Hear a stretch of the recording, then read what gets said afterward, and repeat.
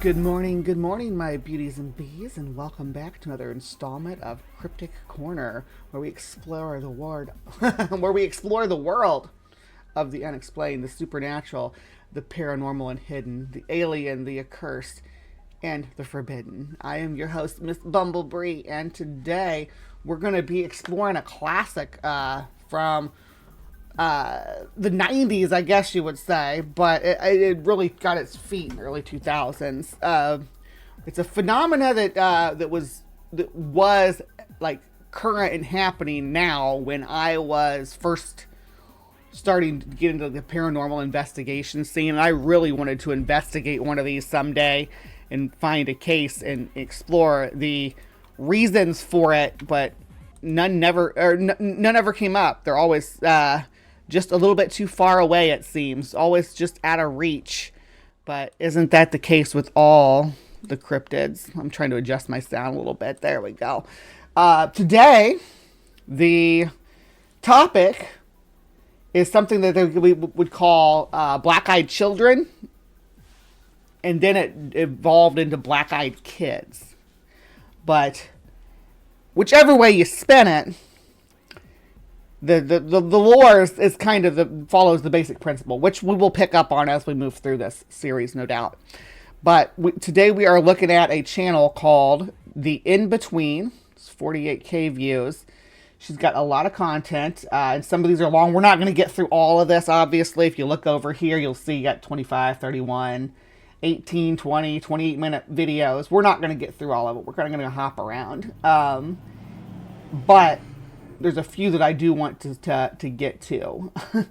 But first, we need to establish what a black-eyed kid is. So I think let's start at the beginning for that. I think that's the best way to go about it. She's going to break it down for us at the beginning.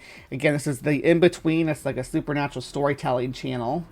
You see she's got like Mount Shasta and stuff like that. More black-eyed kid stuff. I've never covered her channel before. This will be the first time. She's got lots of Dogman and alien stuff, ghost stuff. But let's see what she has to offer today when it comes to black-eyed kids.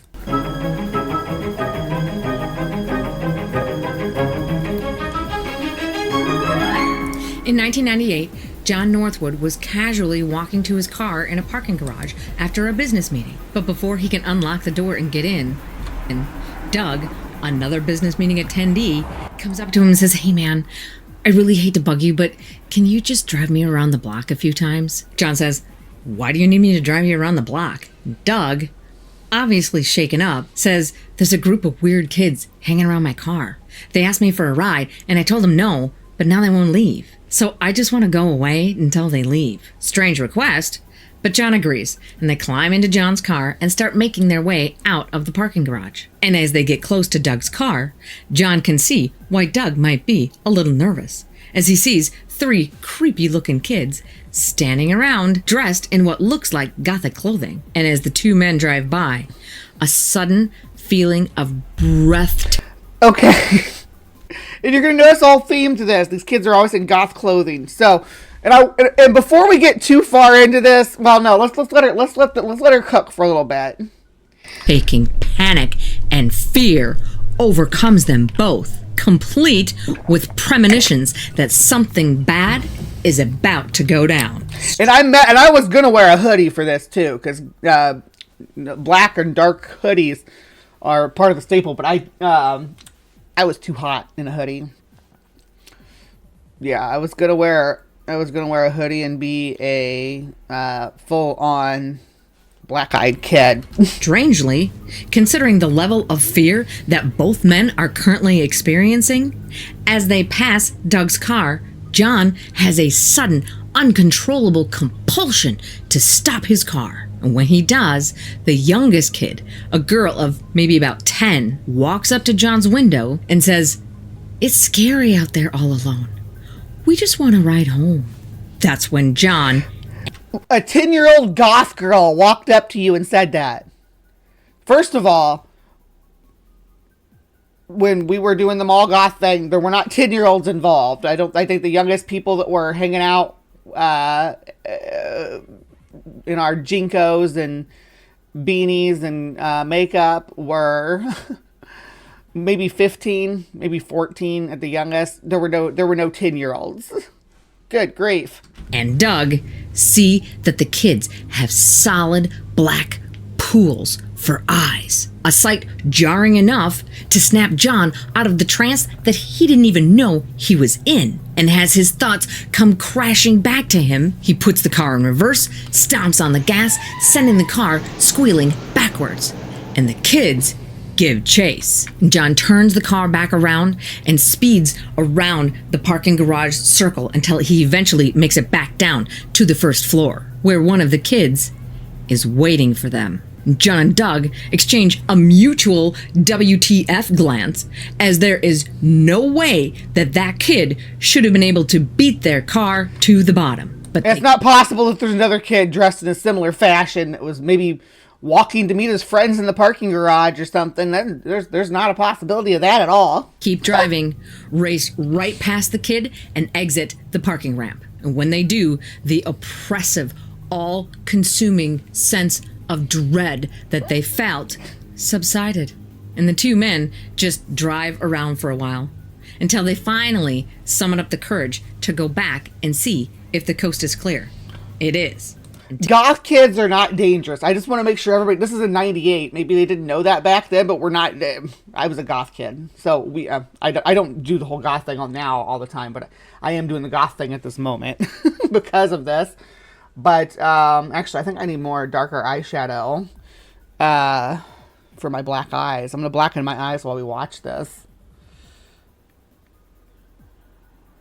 Taking a deep breath, Doug gets out of the car, thanks John, hurries and gets into his car, eager to end this day. John backs his car up a little bit so that Doug can get out of his space. Doug backs up out of his space and heads toward the exit with John right behind him. And as he's about to pull out onto the street, John feels that same crushing feeling of looming disaster hit him again. And John watches as Doug pulls out into the street, rushes through a yellow light, and gets hit by a speeding truck, killing him instantly. And John, his head spinning, unable to wrap his mind over what just happened, starts looking around for someone to help. And there, not far off, hiding in the shadows, having witnessed that entire gruesome scene, are the three black-eyed children.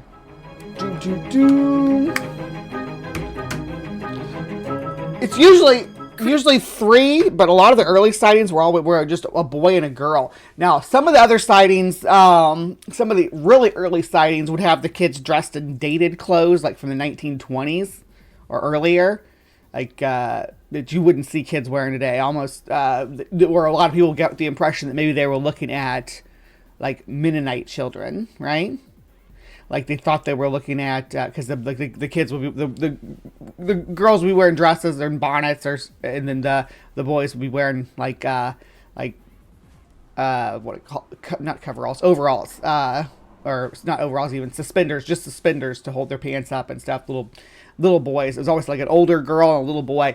Now, the lore as it unfolds slowly developed until it became like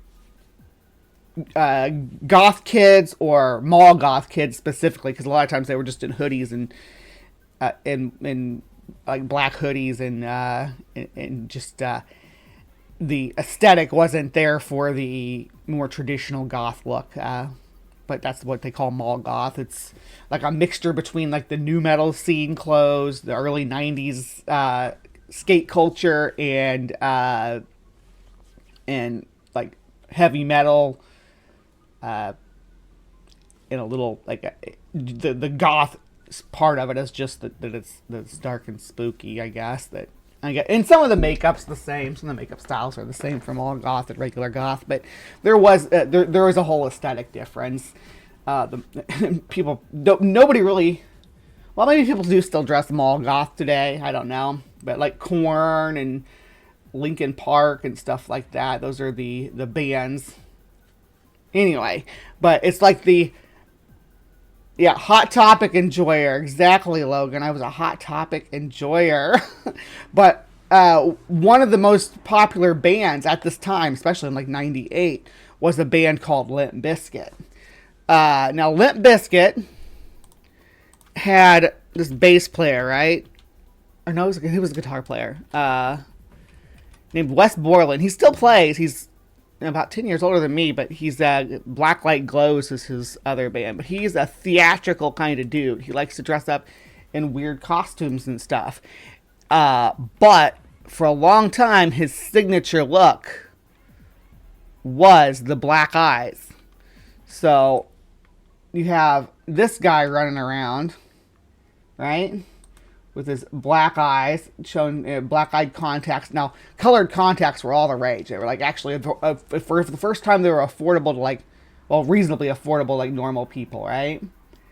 But he was finally able to, the people were finally able to, change their eyes to be cat eyes or werewolf eyes or black eyes. And black eyes were popular because that's what Wes Borland did.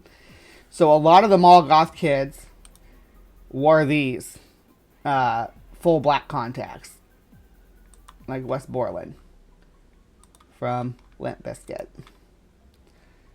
So keep that in mind as we move through these and you describe who these kids are.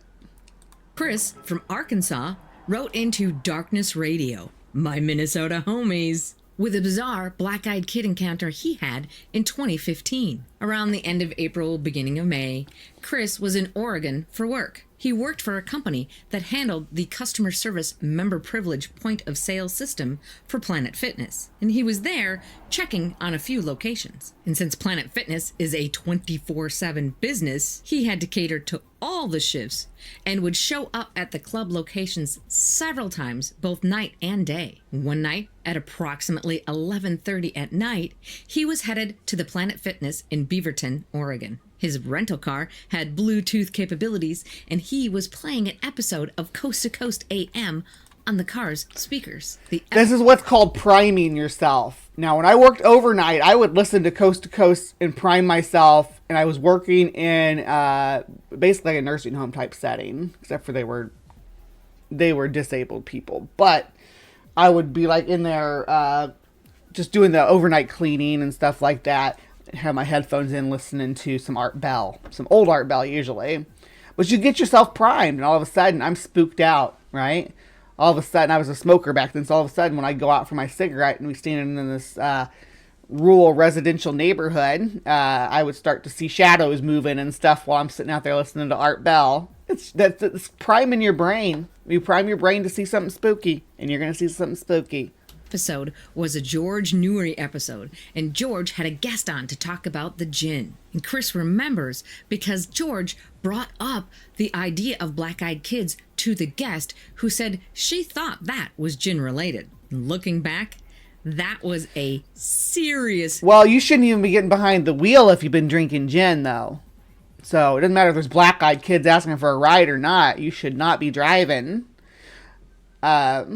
I assume they're talking about the jinn from Arabic mythology, from Islamic mythology. It's pre-Islamic though. Jinn are pre-Islamic spirits. They existed as part of the culture in the Fertile Crescent region and in the Arabian Peninsula for thousands of years before Islam. But the Islam did incorporate them. They're as evil spirits, which is I don't know if you knew this, is the origins for the genie and the lamp. Coincidence, because what happened when he arrived at the club chilled him to the core. When Chris arrives at the club, he decides to have a smoke in the parking lot with the driver's side window of his car open so he can continue to listen to Coast AM without actually smoking in the car so he doesn't get a fine. You are smoking in the car. Just because you have the window down doesn't mean you're not smoking in the car.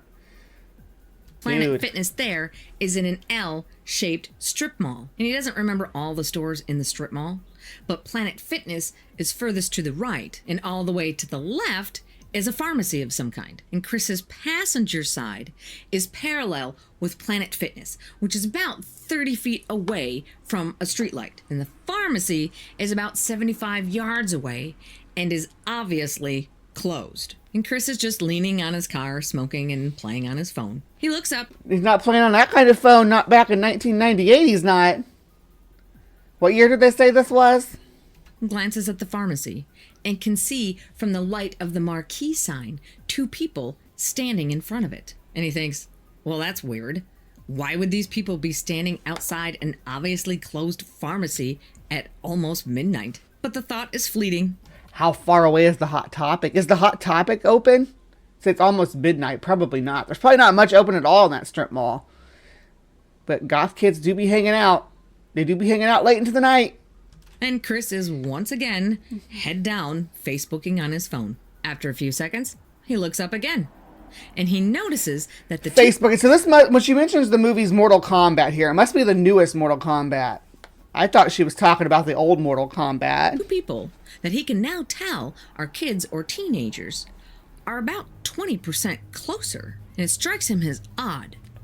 He didn't see them walk to that location, and they are just looking at him. And Chris says he knows that they were only looking in his general direction. But he adds, only half sarcastically, that it feels like they are looking into his soul. From this distance, he can tell that both are wearing hooded sweatshirts. Oh. They're dark in color, and both kids have their hoods up. And they are just outside that street light glow. Light, but not enough to see any real details. And maybe this... So they're silhouetted. There's 2 kids in hoodies silhouetted in the dark looking at him. In a strip mall at midnight, waiting for it looks like there's a movie that's playing. It's almost over. This should have raised some flags, but once again, Chris's head goes back to his phone. And around this time, George is talking to his guest about evil spirit attachment in items from the Middle East that servicemen had brought back home with them. And Chris glances back up, and the kids are now 25 or 30 feet away from him. They are once again outside of the direct streetlight glow, but this time... So they were like far away before then. They must have been like 90 feet away. Because they're like, oh, 20 feet, and then he looks down, and then they're 20 feet closer again. Yeah.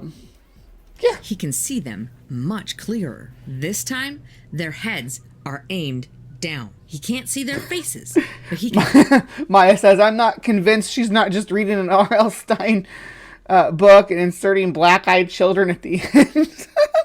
Make right? out their clothes. One has an olive drab green hooded sweatshirts with no markings and no insignias. The hoodie is up over the top of what appears to be a gray baseball hat with, again, no marking. Gray and green. What kind of goth even is this kid? This is just a dude, or kid. It's not even a goth kid. Or insignias. Baggy, nondescript jeans and black low-top shoes, also with no markings of any kind. The other is dressed... I'm telling you what, I don't, maybe I'm a terrible detective. I probably am. I feel like I'm a good detective, at least for wildlife, but when it comes to people, I don't know if I saw a gaggle of teenagers, if I would be able to remember what brand everybody's shoes were. I don't know if I'd be able to remember what kind of logo was on everybody's shoes. I think the reason I call this mall goth is because it's the hoodie and baggy jeans combo, which if we go back to Limp Bizkit and look...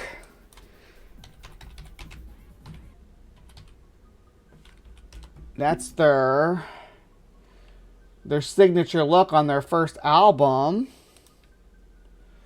was the hoodie and ball cap. That's their look. Hoodie and ball cap and baggy jeans. All right, that's just the look at the time. But it sounds like maybe this is a bit later. Because like she said, she's Facebooking. Facebooking is post-mall goth. Post-mall goth. Very similarly. The only difference maybe being a navy blue. Maybe retro mall goth. Yeah, maybe. Blue zip-up hoodie with the hoodie up over the top of what looks to be a black baseball cap, khaki pants, and white shoes. Same as the first, nothing to distinguish any brands on any of the articles of clothing. And the kids are standing still. Chris didn't see them move to their current location.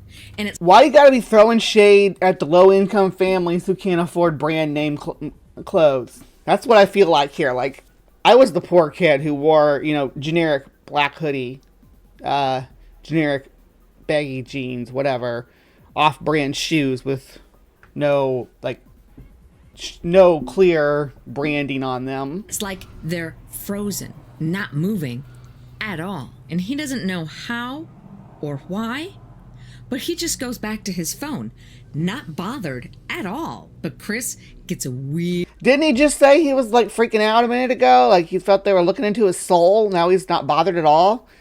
Are we sure that this guy's not just looking at some display mannequins? We are in a mall parking lot. Weird feeling this time, almost instantly, and looks up, and there they are, 5 feet in front of him, and not moving, just closer. And again, they turned black. Oh no! He thought he was safe, then he found out that there were black people around, and now he feels unsafe. No, he doesn't. I don't think they ever say that the kids were black, but just pulling that image up and being like, oh, and suddenly there was a black person, and it was scary. Is so cringe. It's so cringe.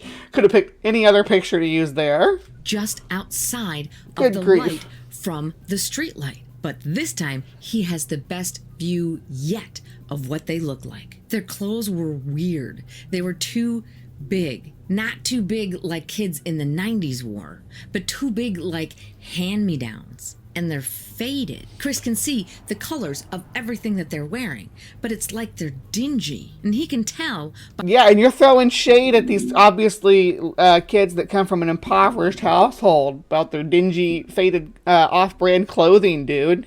And then you're talking... poor people are not a supernatural phenomena. We're real. We exist. By their physical build, that they're both males. And judging by their size, he's guessing they were about 15 years old. Still not bothered, Chris tosses the cigarette butt underneath the car and looks at the kids and says, "Hey guys, what's going on? Anything I can do for you?" "Please, kind sir, may we borrow a cigarette? It's very lonely at night. We only need one cigarette. Thank you. Please." After they finish speaking, they slowly raise their heads. Oh my goodness. Do not give kids cigarettes. This was, yeah. I started smoking super early because people were so willing to give kids cigarettes. I wish they weren't. Looking back, I wish more people had been like, no, and I'll call the cops. To show Chris their faces. And Chris remembers thinking, it's kind of late for teenagers to be out on a Thursday. And almost as if they plucked that thought straight out of his head, he hears, "It's quite all right. We have permission." As soon as permission rolls off the lips of the second kid, their faces are now even with Chris's, showing him solid jet black eyes. Chris freezes. His mind starts going about 1,000,000 miles a minute because, damn it, he knows what black-eyed kids are. Well, not what they are, but he knows. Does he know who Limp Bizkit is? Does Chris know who Limp Bizkit is? Knows of them. He can't move or speak, but he sees that their faces are pretty much the definition of the word blank, but only almost, because the edges around their slit straight mouths start to curl up ever so slightly, and the inside of Chris's stomach begins to get colder. So is it like, let's see, like this?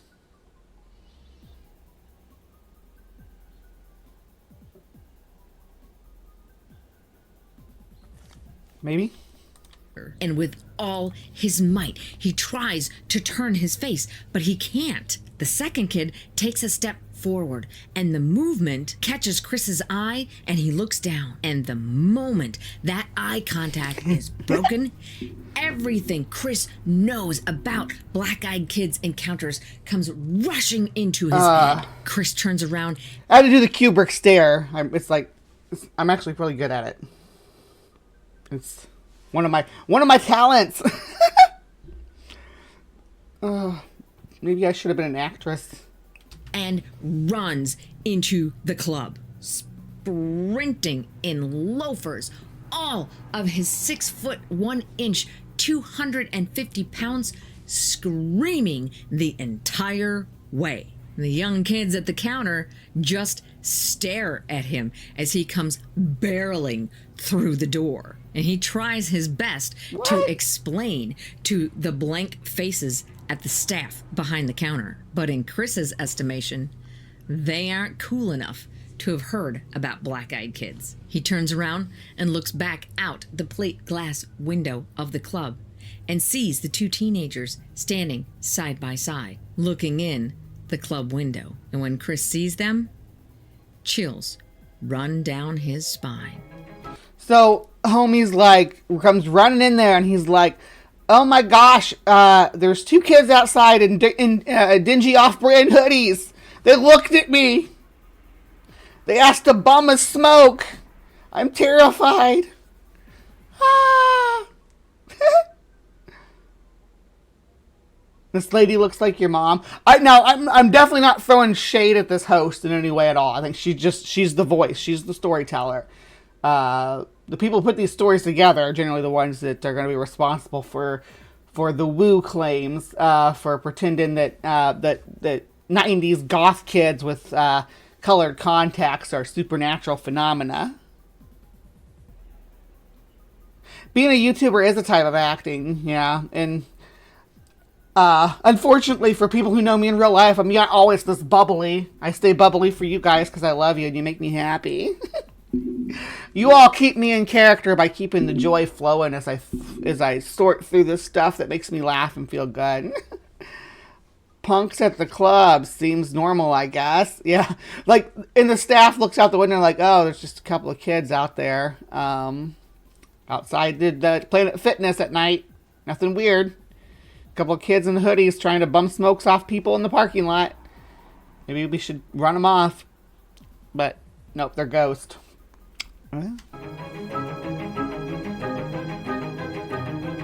Unforgettable Halloween. This story comes from Reddit user Sarah Beth 11, and Sarah Beth says that she is by no means a writer, just a domestic engineer living in North Texas. And she also states that she does not believe in the paranormal. Not ghosts, not demons, not aliens, none of it. However, none of it. The event that happened to her on Halloween of 2013 has left her scratching her head ever since. This was her first and last post on Reddit, and she says she had never heard of the black-eyed kids until the day before she shared her story when she told her best friend about the incident. And her friend, an avid reader of No Sleep Stories, told Sarah Beth, if you don't post this, I will. Now, according to Sarah Beth, that night had been a pretty slow trick-or-treat night for her neighborhood, which is pretty odd. They usually have kids from different areas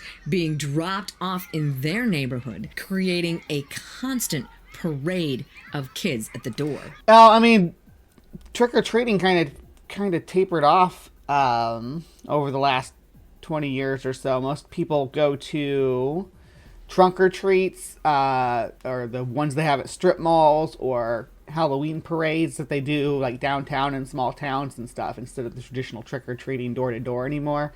COVID nixed a lot of that too, but I still took my kids trick-or-treating until they were too big to want to go anymore, but a lot of people don't.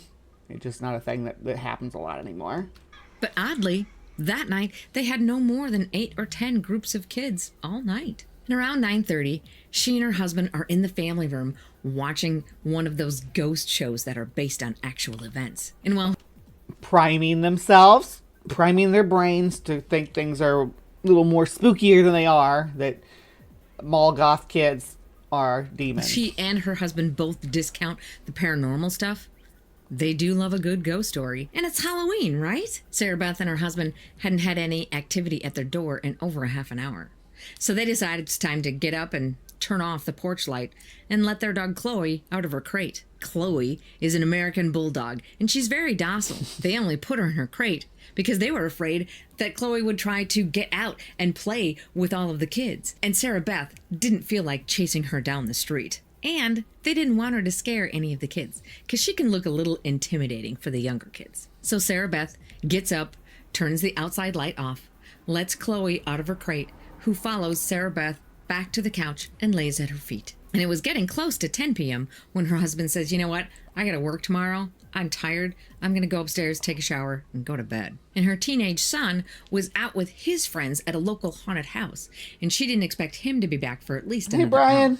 So that left Sarah Beth alone on the couch with Chloe. Now, just because she says she doesn't believe doesn't mean those ghost shows don't freak her out a bit. And now, that's called priming. Watching them alone, horror movies will prime your brains. Reading the scary stories will prime your brain. Going to a haunted house, like a real, like, supposed haunted house, will prime you, because you'll read the history of it, or the person telling you on the tour will tell you the history of it to prime you up to experience every creak in the wood, every gust of wind, every distant voice as something supernatural, right? You're priming yourself to experience it that way. Sometimes it's fun. Sometimes it is like absolutely a blast to prime yourself to be scared. That's why people do stuff like ghost tours and things. But it doesn't mean that those experiences are genuine. It doesn't mean that the place was actually haunted. They do research on these haunted locations, right? And a lot of times they find things like infrasound reverberation, maybe from an overpass, or like the shape of the Stanley Hotel's basement, I believe, made infrasound that they believe resonated through the rest of the hotel, making people feel uncomfortable when the snowpack was just right. He admits she was a little on edge. It wasn't long after she heard the water upstairs turn on for the shower when she hears a light knock, knock, knock at the front door. And Sarah Beth's initial reaction is, what the hell? It's 10 o'clock. Go home. But an uneasy feeling comes over her. Why the knock? Their doorbell glows. And in the dark, without the porch light, it would be extra bright. It would be extra... If the porch light's off, trick-or-treaters should be coming anyway. Should be somebody else popping in. Extra obvious to anybody standing there. And Sarah Beth pauses. She can't really ignore it. Their front door has a big beveled glass panel, and anyone standing right at the door can see in enough to see that somebody is in the family room watching TV. It would be pretty rude for her to just sit there and not answer it. Knock, knock, knock. Again from the door. She glances down at Chloe, and Chloe is gone. And Sarah looks along the usual path that Chloe takes to the front door, expecting her to be on her way there. But nothing. Chloe's not there. Sarah Beth stands up to look around the room better and finds Chloe crouching by the back door like she wants to go out. However, Chloe never asks to go out that way. She always comes and licks Sarah Beth's hand or put... So, animals can be weird to certain people. Or certain people at certain times of the day. They don't like to have their routine messed up. Dogs can definitely be scared when somebody knocks in the middle of the night. The dogs have an understanding of time and the way that our routines work, and when we're going to be having visitors. And a dog that had been dealing with trick-or-treaters all night coming to the door while it was in its crate is going to be freaking scared. Puts her head on her knee. That was totally out of character for Chloe. And Sarah Beth admits that Chloe's odd behavior only heightens her anxiety. Chloe, crate, she says. Chloe just turns back to look at Sarah Beth like, hell no, lady, I ain't moving. And Sarah Beth yells up to her husband, but she knows if he's already stepped into the shower, there is no way he's gonna hear her. Knock, knock, knock. Again, About that same time, a car drives down the street and casts just enough light onto the door that Sarah Beth can see the silhouette of 2 young children on the other side of the glass. She 2 children this instantly time. feels relief. It's just some kids. Probably a couple of neighbors who are on their way back home for trick-or-treating and just want to stop and show Sarah Beth their costumes. And she heads to the door and looks back to make sure that Chloe isn't following her. What a great watchdog, she thinks to herself as Chloe just sits there, not moving any closer. Again, it's been Halloween night, and you've had the dog in the kennel all night, or in this crate all night, while the doorbell rings and strange voices come to the door and people come to the door. The dog's in the crate and can't see, doesn't know what's going on, and it's all night long. Finally, you let the dog out. It's sitting on the couch with you, and it starts up while the dog's out, and the dog gets nervous and scared and goes to hide as far away from the front door as possible. You go and you pursue the dog, and you're like, hey, what's wrong? And to tell the dog to go back in its crate. And the dog's been in its crate all night. It doesn't want to go back in its crate. It just doesn't want to be in there when you open the door because it's nervous. Closer to the door. And Sarah Beth turns on the porch light when she gets to the door. And sure enough, she can see through the glass that it's 2 pretty young kids. And she thinks, it's a little late for such young kids. And wonders about what kind of parents would let their kids roam the streets this late at night. And she opens the door, but only wide enough to where she can block Chloe's escape should she decide to get brave. So only a couple of feet. And what strikes Sarah Beth immediately as odd is that the kids aren't wearing any costumes. Just their... What strikes me as odd is that Sarah Beth didn't flip on the porch light before opening the door. Who answers the door like that? Who doesn't turn on the light before they answer the door when the doorbell rings or somebody knocks in the middle of the night? I think most of us probably would, right? I mean, I can only speak for myself. Normal street clothes. Also, Morning, Robert. No customary trick-or-treat either. And Sarah Beth starts to feel very uneasy again. Standing at the door are a boy and a girl. The girl to Sarah's left is older, about 11 or 12.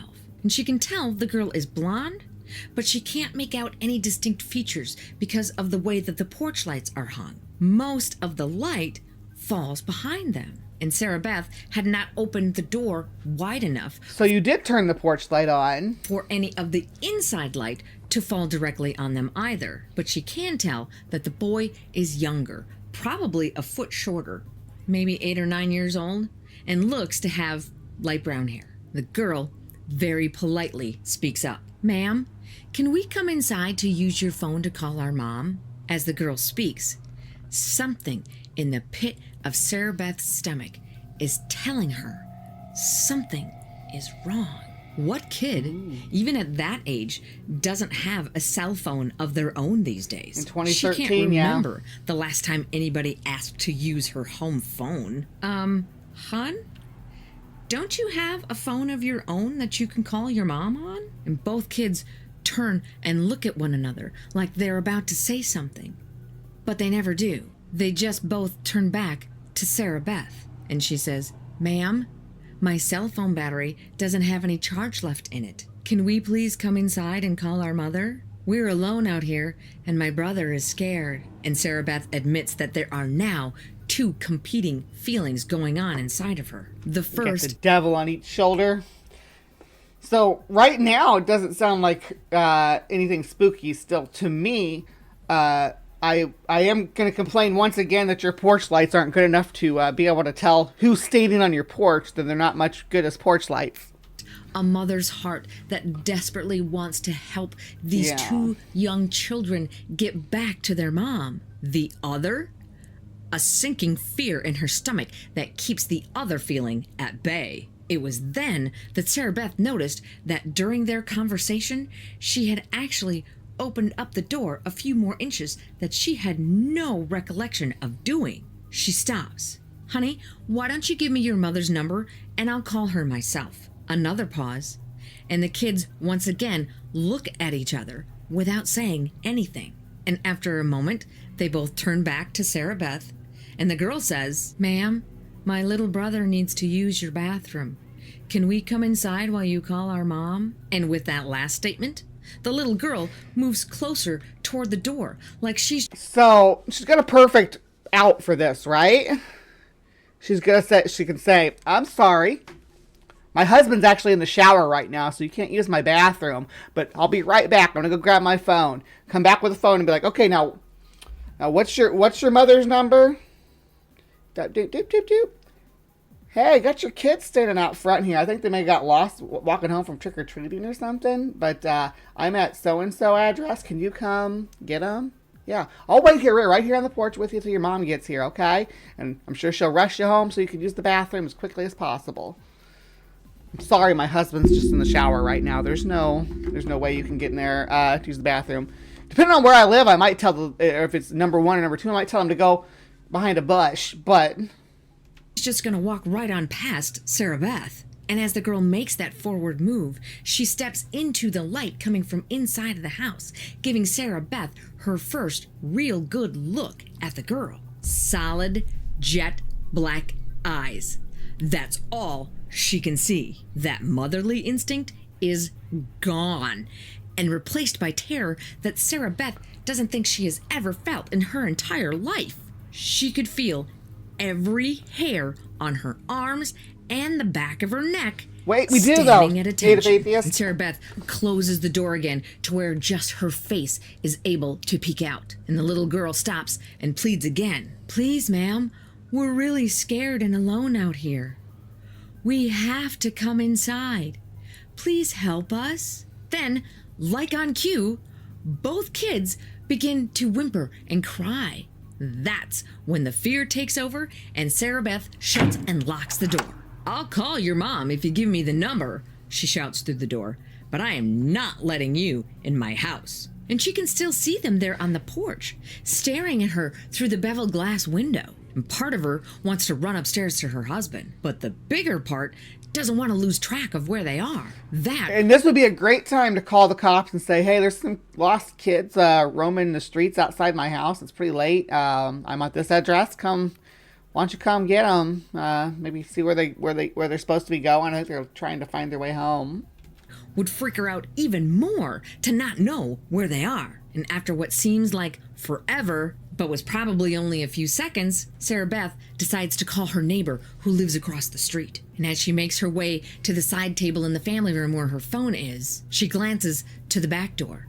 Chloe is nowhere to be found. They later find her in the guest bedroom under the bed. And when Sarah gets her phone and starts looking through for the contact information for her neighbor, the kids step away from the window and begin to walk towards the street. And with her phone in hand, her finger poised to hit the button to call the neighbor, Sarah Beth walks closer to the window to see if she can see where the kids went. And once she's close enough to the glass, she can see out enough to make out people's shapes, but she can't see much detail. Of course, standing that close to the door makes it pretty obvious for anybody outside to see that someone is standing right at the door. But right now, Sarah Beth doesn't really care if these kids know she's watching them. From Does Sarah Beth not have a storm door? Most people have a storm door. the door, Sarah Beth can see that the kids are standing at the street lamp nearest to her house, staring at her. And only after she hits the button to actually dial her neighbor's number and puts the phone to her ear, do the kids start walking away down the street. And once Sarah Beth sees her neighbor come out and go stand underneath that street lamp, she goes out to meet him, and the kids are nowhere to be found. As she says, she doesn't believe in any of this stuff and had never heard of black-eyed kids before talking to her friend. What she really thinks, what she has to think, is that these kids were just out yanking people's chains on Halloween night. But she will say this for them: they were good. Really good. They scared the crap out of her, I think, and her dog. I think she just primed herself. For more All right, so... Oh, here it is. This is what happens when you let them in. pop quiz. It's 2 a.m. and you wake up to a soft, persistent knocking at your front door. You roll out of bed, rub your There eyes. it is. The couple in this report live in a rural and secluded area of Vermont. Their names are not given in their account, so we will call them Rose and Paul It's a snowy winter night, and the All right, we got Rose and Paul, snowy view winter night. outside of Rose and Paul's windows looks like a Norman Rockwell painting. It's the middle of the night, and Rose is awakened by a knocking at her front door. And knowing that the snow is making any kind of travel dangerous, her first thought is that there must have been an accident, and somebody is coming to them for help. So she gets up, slips on her robe, goes over to her bedroom window, looks out, and can see that there are tracks coming up from the road into their driveway. But there's no car anywhere. Black-eyed kids leave footprints. We have it confirmed here. Confirmed right now. Black-eyed kids leave footprints. The snow is still covering the road. Nobody's driven on it for at least a couple hours, and she can't quite see the front door from her bedroom window, but the motion sensor light is on, and she can see that somebody is standing there. So she rushes to the bed, shakes Paul, and as she's telling him what's going on, the knocking at the front door starts again, and Paul throws back the covers, grabs his robe, slips it on as he and Rose make their way downstairs to the front door. When Paul opens the door, there are two children standing in the snow, looking toward the ground, a boy and a girl who can't be more than 8 years old. They're dressed strangely and have odd haircuts. The girl's hair is long and straight, and the boy's haircut is dated and almost looks like a bowl cut. They are not. That's what they use as an example. I remember bowl cuts in the 90s, but you didn't have pink and purple hair with your bowl cut. Usually you were blonde or brunette. Oh my goodness. Dressed for winter. And Rose's first thought is that they must be Mennonite children. But as far as she knows, there isn't a large Mennonite community anywhere near them. The children are very unnerving to Rose and Paul. They would not make eye contact. And Paul asks them, "Is everything okay?" And they reply, Can we come in? Paul looks to Rose with a "what do I do now" look. And Rose asks the children, "Where are your parents?" They'll be here soon. Is all they said. Against their better judgment, Rose and Paul's parental instincts take over. They bring the children in out of the snowstorm and do what they can to warm them up with hot chocolate and make them comfortable until their parents arrive. And for a couple of kids, See, they let him in. that you might expect would be scared, cold, and freaked out from being lost in a snowstorm, they seem to be pretty comfortable sitting in a stranger's living room. And with their eyes still cast to the floor, they just keep repeating in a sing-songy tone, Our parents will be here soon. Our parents will be here soon. Our parents will be here soon. The parents will be here soon. This is what happens when you let him in. The parents are coming now. Rose starts to notice that of their 4 cats, 3 of them are hiding. Except Pigeon, who's with her in the kitchen as she's making more hot chocolate. Normally, the cats are very curious and friendly, and Rose and Paul have to make sure that they don't slip outside when somebody leaves. But this time, none of them even try. Depending on what the kids smell like, though. If the kids smell like their dog or horses or something, the cats might be off-put and scared. To figure out who's there. All of the hair on Pigeon's neck is standing up, and his tail is puffed out as he's staring in the living room. And when Rose bends down to pet him and see what's wrong, he hisses, growls, and backs up until he is hidden underneath the kitchen island. She has never seen him do that before. Yeah? Rose makes her way back to the living room and says, These stories mostly come from Reddit and stuff, I think. hot chocolate, doing her best to lighten the oppressive air in the room. Her announcement causes both children to look up, revealing their solid black eyes. Rose is horrified, and it takes everything she's got not to drop the mugs and run away. The kids see Rose's reaction, and both stand up and say, We need to use your bathroom. Rose's stare follows them as they both get up and go down the hall together to the bathroom. As soon as the children are out of sight, Rose turns to look at Paul, whose pale face and slack jaw tell Rose that he is just as shocked as she is. And they start to discuss what to do next when Paul's nose starts bleeding. Something Oh, that has no. never happened to him before. Rose runs to the kitchen to get Paul some tissues. The parents are here. I think that means the parents are here, right? When the power goes out. Now, it's not unusual for the power to go out during a Vermont blizzard, but Rose cannot shake the feeling that it has something to do with those two terrifying kids. And as she's hurrying back to Paul, Rose is stopped dead in her tracks by the two kids who are done in the bathroom and are just standing together at the end of the hall, apparently unfazed by the sudden darkness. Rose is petrified with fear as the children just stand there, motionless. And after what feels like an eternity, the boy says, Our parents are here. and they walk to the door, open it up, and walk out, leaving the door wide open. Rose and Paul rush to the door to close it behind them and are taken aback by what they see. And Bye, kids. Thanks for coming. Stifling their nosebleed. Yeah, like, oh, bye. Thanks for coming and giving me a nosebleed. their driveway. The parents that the children had referred to are actually two men in black suits driving a black car. The men were So are Rose and Paul homophobic? Is that the moral of the story? Don't be like Rose and Paul and you'll get a nosebleed if you don't like kids can have two dads. very tall, at least 6 feet. And when Paul waved at them, they just stared back, got in the car with the children, and drove off. Rose and Paul are more than relieved to have the black-eyed children out of their house.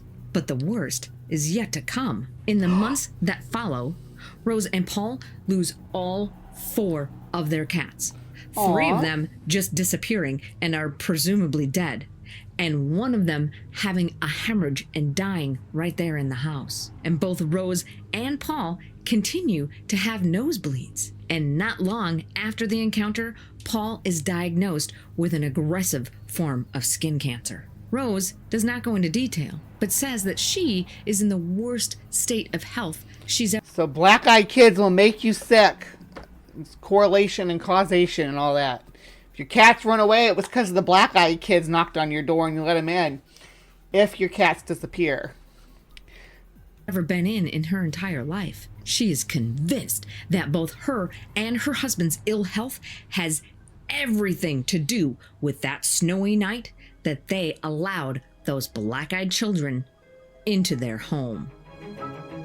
If black-eyed kids are your jam and you need more, click here. All right.